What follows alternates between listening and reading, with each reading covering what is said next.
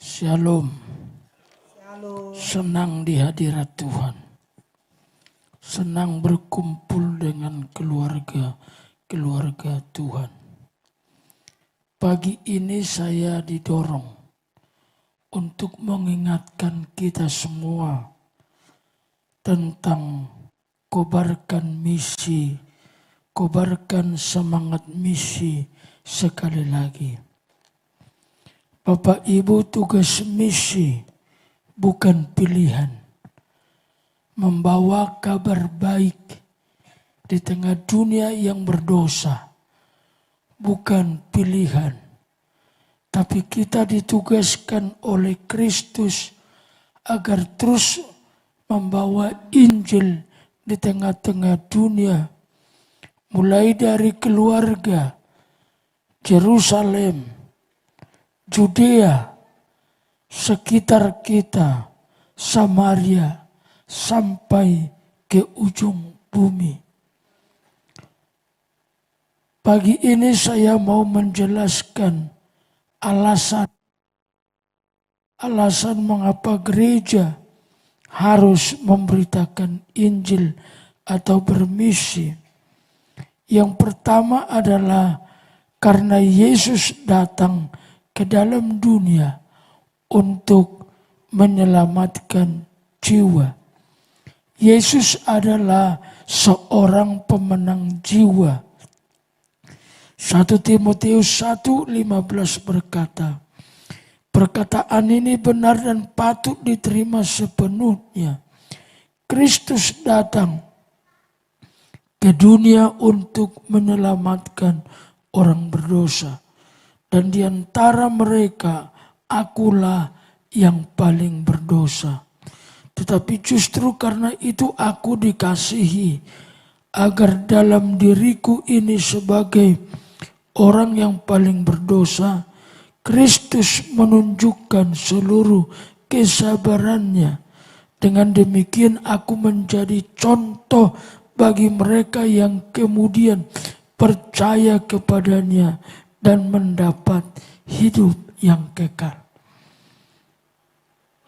Paulus mengatakan ini kepada Timotius anak rohaninya. Perkataan ini benar dan patut diterima sepenuhnya. Apa perkataan itu? Apa yang harus diterima sepenuhnya? Yaitu Kristus datang ke dunia untuk menyelamatkan orang berdosa. Itulah tujuan Kristus sampai mati di kayu salib, agar orang berdosa diselamatkan. Gereja didirikan oleh Kristus untuk melanjutkan pekerjaannya di dalam dunia.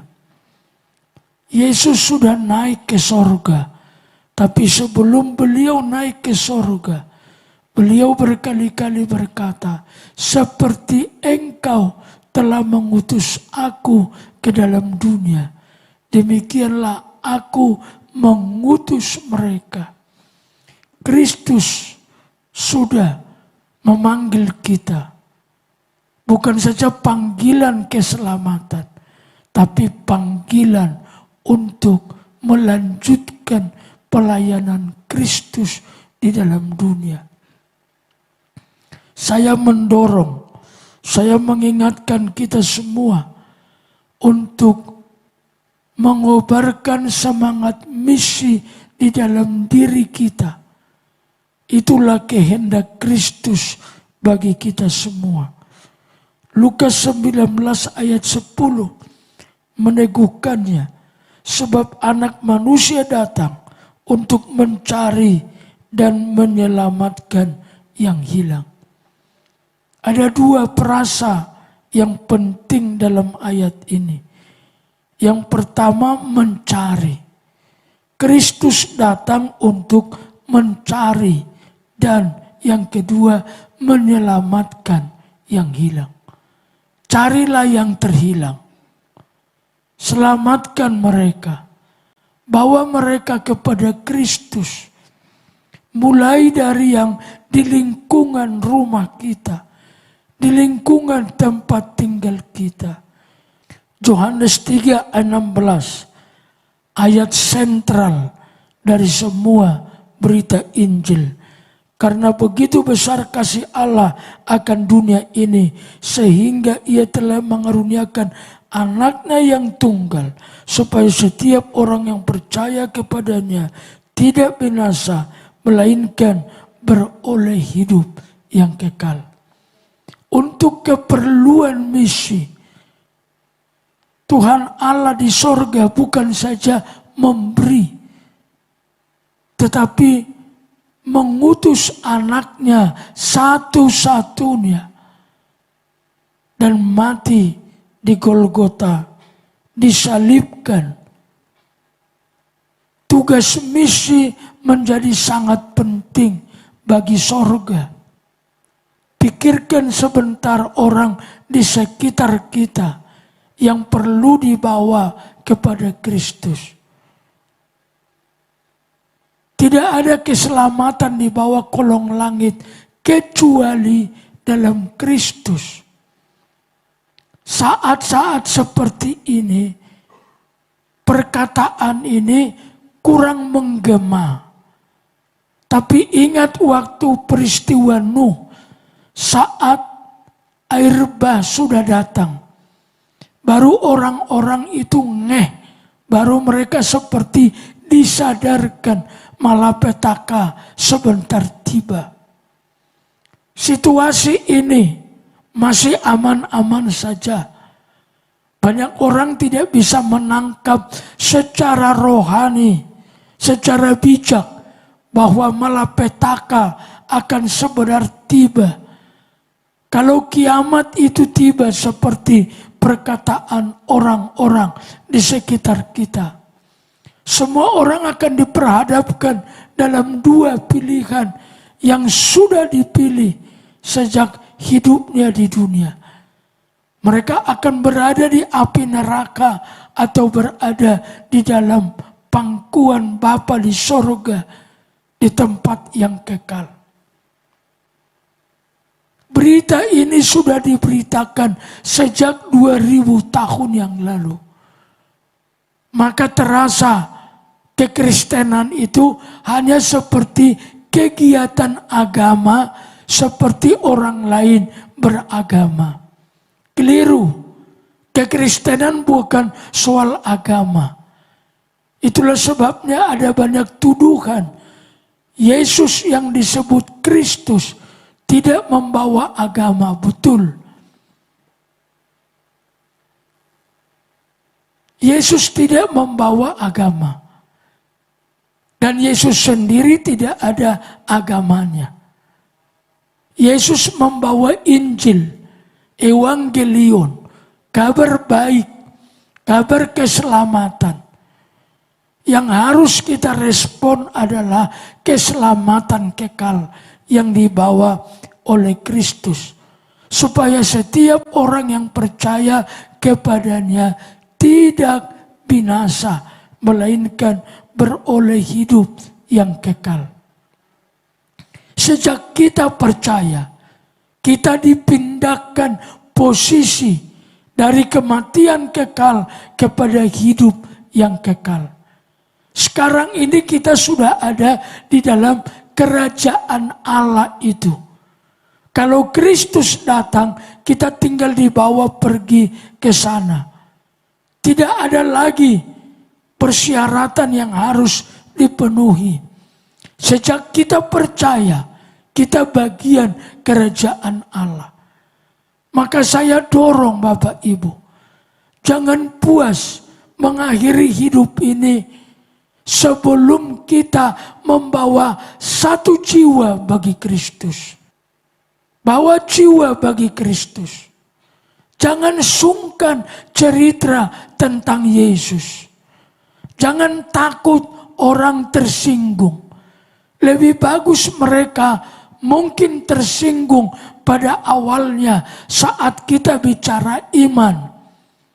Tetapi pada akhirnya mereka akan merenungkan posisi keselamatan mereka. Sopan santun harus dijaga. Jangan hina kepercayaan orang. Beritakan saja kepada mereka kabar baik. Ingatkan mereka dengan ini. Ada satu Yesus, Tuhan dan Juru Selamat. Sekalipun banyak orang yang sudah tahu berita-berita ini, tapi perlu diteguhkan sekali lagi. Seperti wanita yang pendarahan 12 tahun. Alkitab berkata dia sudah mendengar berita-berita tentang Yesus. Tapi itu tidak cukup. Dia harus berjumpa secara pribadi dengan Kristus. Saya harap semua kita yang ada di dalam ruangan ini sudah bertemu Tuhan secara pribadi. Dalam pengakuan dengan mulut dan percaya di dalam hati Yesus adalah Tuhan dan Juru Selamat. Ikrarkan itu selalu dalam doa-doamu. Aku percaya Yesus Tuhan dan Juru Selamat. Bermisi bukan pilihan. Sebab Yohanes 9 ayat 4 berkata, kita harus, kata ini dipakai, kita harus mengerjakan pekerjaan Dia yang mengutus aku. Selama masih siang, akan datang malam, di mana tidak ada seorang pun yang dapat bekerja. Kita harus, ini bukan pilihan, mesti dilakukan. Kalau gereja tidak bermisi, tidak ada bedanya dengan organisasi sosial. Bedanya hanya cuma satu. Kalau organisasi sosial lainnya itu tidak ada urusannya Tuhan. Tapi kalau gereja tidak bermisi, sama. Gereja itu sama dengan organisasi sosial, hanya berbau agama Kristen. Kegiatannya hanya begitu-begitu saja. Jadi mari kita kembali kepada tugas utama gereja di dalam dunia. Beritakan Injil. Beritakan saja kabar baik yang kau alami. Kabar baik yang kau terima. Itulah kehendak Kristus. Markus 6 ayat 6b. Lalu Yesus berjalan keliling dari desa ke desa sambil mengajar. Ia memanggil ke-12 murid itu dan mengutus mereka berdua-dua. Ia memberi mereka kuasa, otoritas atas roh-roh jahat. Waktu Tuhan memanggil kita, Dia memberi tenaga. Tenaga adalah kemampuan untuk melakukan sesuatu. Kuasa adalah otoritas, wibawa. Waktu Tuhan mengutus, di dalam Markus 17 dikatakan, maka Tuhan menyertai pemberitaan mereka dengan kuasa. Kuasa ada pada kita. Paulus berkata di dalam Galatia, hidupku bukan aku lagi, tapi Kristus di dalam aku. Kristus di dalam kita. Ini bukan perkataan-perkataan begitu saja. Tapi itu mengandung makna yang sangat dalam. Di dalammu ada Yesus. Paulus memakai frasa lain. Di Korintus dikatakan kamu adalah bait Roh Kudus. Kamu adalah kediaman Roh Kudus. Itu artinya apa? Kalau kita hidup dalam dunia, hidup kita bukan karena kekuatan kita. Lakukan sesuatu. Selamatkan jiwa. Berapapun harganya. Yesus memberi teladan soal harga. Beliau rela tinggalkan sorga demi keselamatan kita. Tinggalkan sekali-sekali kenyamananmu. Kenyamanan kita sekalian demi jiwa yang terhilang. Alasan kedua, mengapa kita bermisi? Selain Yesus seorang pemenang jiwa dan dia datang untuk jiwa. Yang kedua adalah Alkitab berkata tuaian sangat besar. Ada begitu banyak tuaian. Kita semua pasti menikmati. Hari-hari kita tenang-tenang saja. Baik-baik saja. Tidak ada kegelisahan. Tidak ada semacam ketakutan yang berlebihan. Itu oleh karena hati, ruang kosong di hati kita sudah diisi oleh berita Injil. Yesus satu-satunya yang disebut juru selamat. Artinya orang yang ahli menyelamatkan dari semua keberadaan hidup manusia. Banyak tuaian sebelum mereka binasa. Ingat perkataan Yesus di Yohanes 10 ayat 10. Pencuri datang hanya untuk mencuri, membunuh, dan membinasakan. Yesus berkata, aku datang hanya untuk memberi hidup. Supaya hidup mereka ada di dalam kelimpahan. Apapun tafsiran kita tentang kelimpahan, itu bicara yang baik. Mau kelimpahan materi, mau kelimpahan sukacita, mau kelimpahan damai sejahtera. Kelimpahan itu baik. Dan Yesus datang untuk itu. Maka beritakan Injil. Siapa yang mau memperoleh hidup, saya ingatkan sekali lagi. Kalau ada keluarga, ingatkan. Kalau dia marah, biar dia marah. Karena kalau dia sudah dengar, itu akan masuk di hatinya, di pikirannya. Kalau sudah masuk di hati, sudah masuk di pikiran, dia sendiri akan dikerjakan oleh berita yang dia dengar itu. Tugas kita hanya beritakan aja. Lihat ayat ini. Sambil memuji Allah dan mereka disukai semua orang. Lihat. Dan tiap-tiap hari Tuhan menambah jumlah mereka dengan orang yang diselamatkan. Kita harus doakan ini. Yang selalu saya ingatkan kepada Tuhan, Kisah Rasul 9:31. Ini setiap kali berdoa, saya selalu ingatkan Tuhan tentang ayat ini. Selama beberapa waktu, jemaat di seluruh Judea, Galilea, Samaria berada dalam keadaan damai. Kita harus dalam keadaan damai. Jemaat itu dibangun dalam hidup.